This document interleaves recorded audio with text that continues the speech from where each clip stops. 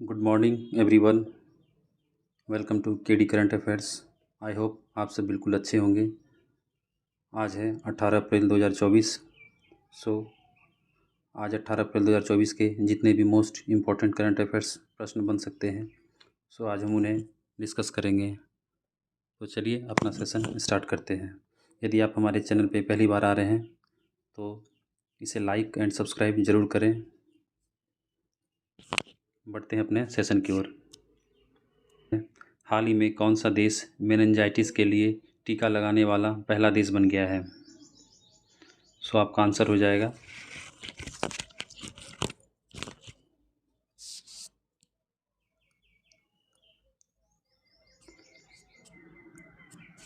Nigeria. Nigeria विश्व स्वास्थ्य संगठन WHO द्वारा अनुशंसित एक नया टीका मैन 5C भी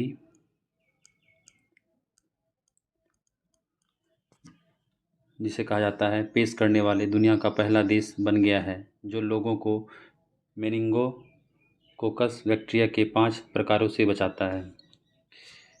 नाइजीरिया की राजधानी की बात करें तो अबूजा है, वहाँ की करेंसी नाइजीरिया है, नायरा है, कि एक पश्चिमी अफ्रीकी देश है। मूव करते हैं अगले प्रश्न की ओर। हमारा अगला प्रश्न है, हाल ही में नंदलाल बोस की पुण्यतिथि मनाई गई, वह किस क्षेत्र से संबंधित थे? आपका आंसर हो जाएगा चित्रकारी। भारत में आधुनिक कला के अग्रणी और प्रसिद्ध चित्रकार नंदलाल बोस की पुण्यतिथि 16 अप्रैल 1966 को निधन हुआ था। उन्हें साल 1954 में भारत के दूसरे सबसे बड़े नागरिक सम्मान पद्म विभूषण से सम्मानित किया गया था। नंदलाल बोस ने अपने शिष्य राम मनोहर के साथ मिलकर भारत के संविधान की मूल पांडुलिपि को सजाने संवारने का जिम्मा उठाया था। 16 अप्रैल 1966 को शांति निकेतन में प्राकृतिक कारणों की से उनकी मृत्यु हो गई थी। मूव करते हैं अगले प्रश्न की ओर। हमारा अगला प्रश्न है, अहमद अब्दुल्ला अल अहमद अल सबा किस देश के नए प्रधानमंत्री बने हैं? आपका आंसर हो जाएगा कुवैत। कुवैत के अमीर ने शेख अहमद अब्दुल्ला अल अहमद अल सबा को कुवैत का नया प्रधानमंत्री नियुक्त किया है। यह निर्णय 7 अप्रैल को पूर्व प्रधानमंत्री शेख मोहम्मद सबा अल सलेम अल सबा के इस्तीफे के बाद लिया गया। कुवैत एक पश्चिम एशियाई देश है। मूव करते हैं अगले प्रश्न की ओर। ग्रीनफील्ड नोएडा अंतर्राष्ट्रीय हवाई अड्डे ने फ्यूल पाइपलाइन के लिए किसके साथ समझौता किया? आपका आंसर हो जाएगा BPCL, Bharat petroleum corporation limited. Greenfield Noida अंतर्राष्ट्रीय हवाई अड्डे ने ईंधन संबंधी मांगों को पूरा करने के लिए Bharat petroleum corporation limited BPCL के साथ एक समझौता किया है। इसके तहत विमानन टरबाइन ईंधन ATF पाइपलाइन बिछाने का काम किया जाएगा।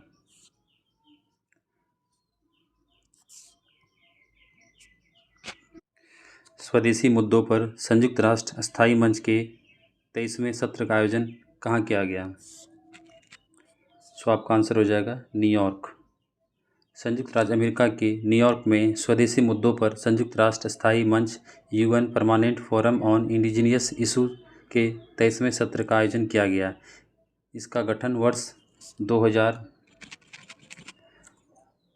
में संयुक्त राष्ट्र आर्थिक और सामाजिक परिषद इकोसॉक के सलाहकार निकाय के रूप में किया गया।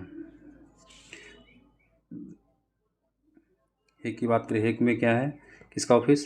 अंतर्राष्ट्रीय न्यायालय का ऑफिस है, जिसके अध्यक्ष बने हैं नवाफ सलाम। मूव करते हैं अगले प्रश्न की ओर।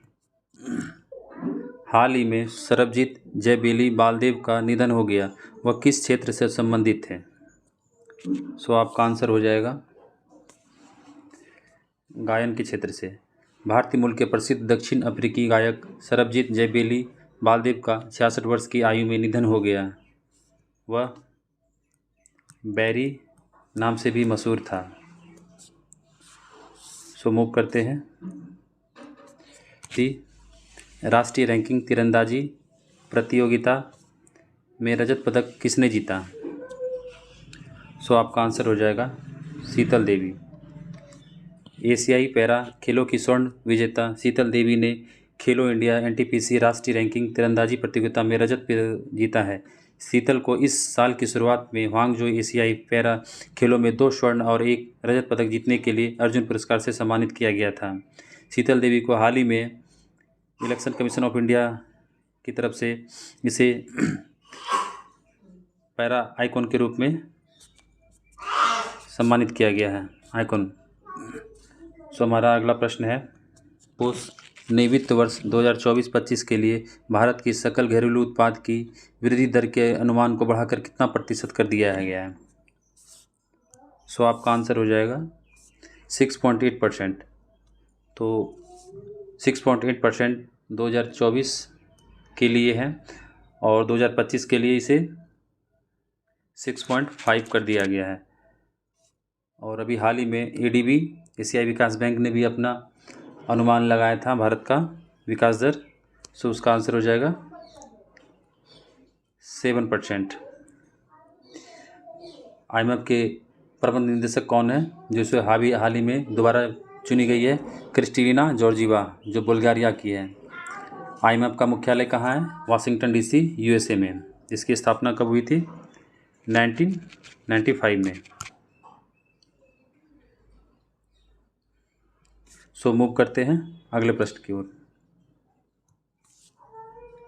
प्रोबा 3 मिशन, जिसे इसरो के पीएसएलवी पर लॉन्च किया जाएगा, की अंतरिक्ष एजेंसी से जुड़ा है? किस अंतरिक्ष एजेंसी से ये जुड़ा हुआ है?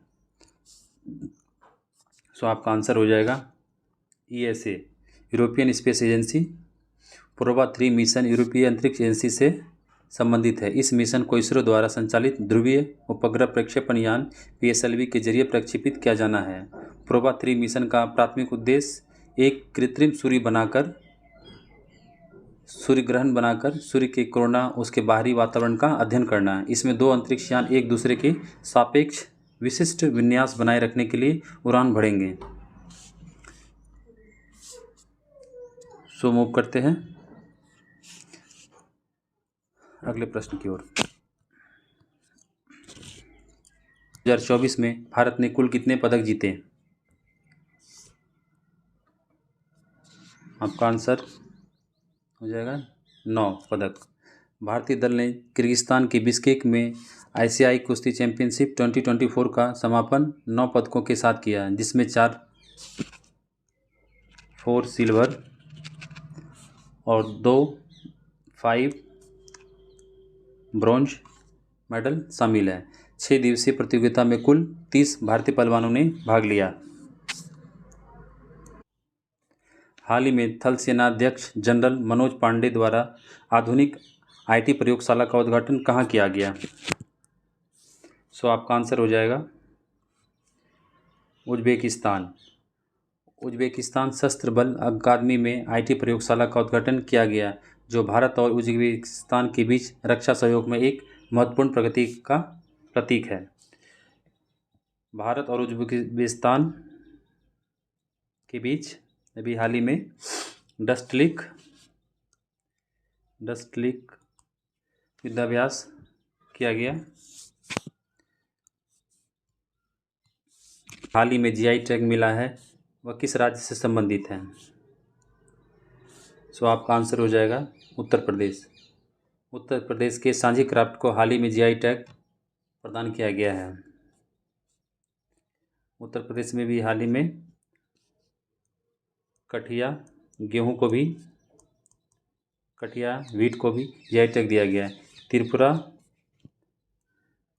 पचरा टिगनाई जो टेक्सटाइल है और माताबरी पेड़ा को जीआई टैग मिला है। असम में माजुली पेंटिंग और माजुली मास्क को जीआई टैग प्रदान किया गया है। जम्मू कश्मीर में मुस्क बुदुजी चावल को जीआई टैग प्रदान किया गया है। नाइफ के लेखक कौन है? सो आपका आंसर हो जाएगा सलमान रुश्दी। 16 अप्रैल को अपनी 2022 की चाकोबाजी की संस्मरणात्मक पुस्तक नाइफ का विमोचन किया। इनकी और भी कृति है जिनमें मिडनाइट्स चिल्ड्रन, सेम and the Moor's last sigh. Amitav Ghosh की बात करें तो इसे हाल ही में इरास्मस पुरस्कार प्रदान किया गया है सैम पित्रोदा द्वारा, जिसे द आइडिया ऑफ डेमोक्रेसी के लेखक हैं।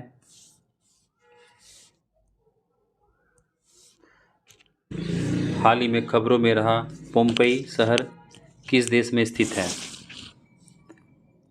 सो आपका आंसर हो जाएगा इटली। पोम्पेई शहर पुरातत्वविदों ने ग्रीक पौराणिक कथाओं को दर्शाने वाले जीवंत भित्ति चित्रों से सजे एक काली दीवार वाले बैंकेट हॉल का पता लगाया है। पोम्पेई शहर इटली के नेपल्स के पास एक संरक्षित प्राचीन रोमन शहर माउंट वेसुवियस के आधार पर स्थित है।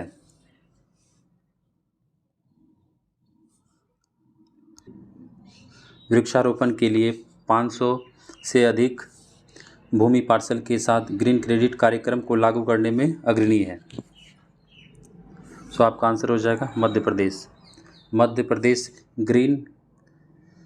मध्य प्रदेश 500 से अधिक भूमि पार्सल के साथ ग्रीन क्रेडिट कार्यक्रम को लागू करने में अग्रणी है।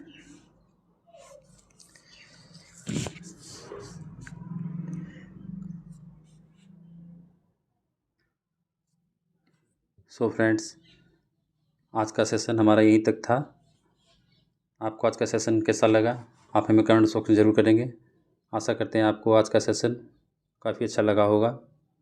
ये पिछले होमवर्क सीरीज का प्रश्न है। कौन सा देश 2023 में डिजिटल रूप से वितरित सेवाओं का दुनिया का चौथा सबसे बड़ा निर्यातक बन गया? तो आपका आंसर हो जाएगा हमारा प्यारा भारत। विश्व साइबर अपराध सूचकांक 2024 के अनुसार वैश्विक स्तर पर साइबर अपराध में भारत का स्थान क्या है? तो भारत इस पे 10वें रैंक पे है। और सबसे अग्रणी प्रथम देश कौन सा है? रूस। भारत में ब्रिटेन की पहली महिला उच्चायुक्त किसे नियुक्त किया गया है? Lindy Cameroon. हाल ही में किसे अंतर्राष्ट्रीय नारकोटिक्स कंट्रोल बोर्ड के लिए चुना गया? सो आंसर हो जाएगा आपका जगजीत पवाडिया। हाल ही में किस देश ने अंगारा A5 रॉकेट परीक्षण लॉन्च किया है? सो आपका आंसर हो जाएगा रूस।